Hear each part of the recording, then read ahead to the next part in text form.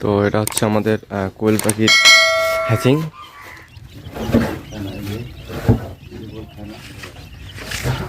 এটা হচ্ছে সেকেন্ড এবং থার্ড ব্যাচ, আর এর থেকে বড় ব্যাচগুলো এখানে আছে।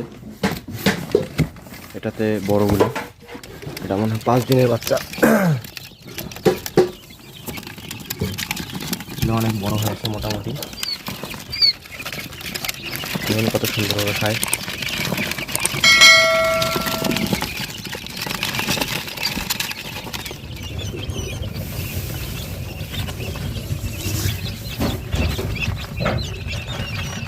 সবগুলো খাচ্ছে, দেখতে পাচ্ছেন।